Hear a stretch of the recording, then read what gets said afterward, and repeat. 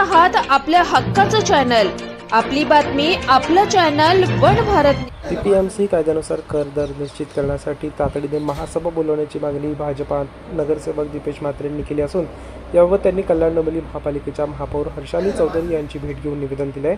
कल्याण डोंबिवली महानगरपालिकेचे 122 नगरसेवक 16 जानेवारी रोजी निवडून आले असून 3 फेब्रुवारीची महापौरपद नियुक्ती हर्षाली चौधरी यांची नियुक्ती झाली आहे। या बीपीएमसी कायद्यामधील तरतुदीनुसार महापालिकेचे कर आणि दर हे 20 फेब्रुवारीपूर्वी निश्चित करणे अत्यावश्यक आहे। मात्र आजपर्यंत या संदर्भात कोणतीही महासभा घेण्यात आलेली नाही, ही अत्यंत खेदजनक बाब आहे। त्यामुळे तातडीने महासभा बोलवून कर व दर निश्चित करण्याचा विषय मांडण्यात आला।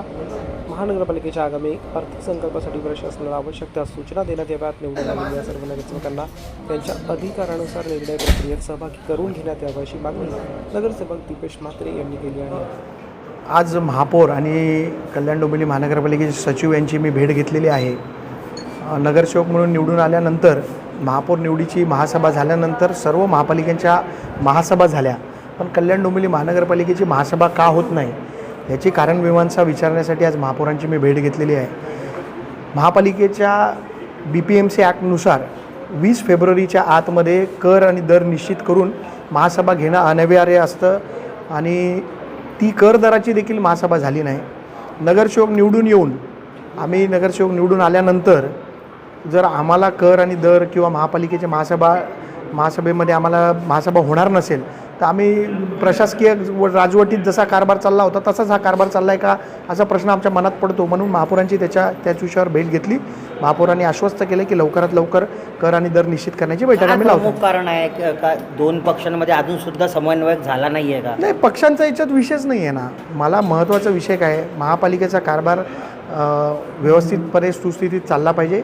कर आणि दराची महासभा व्हायला पाहिजे होती 20 फेब्रुवारीच्या आधी, ती झालेली नाही।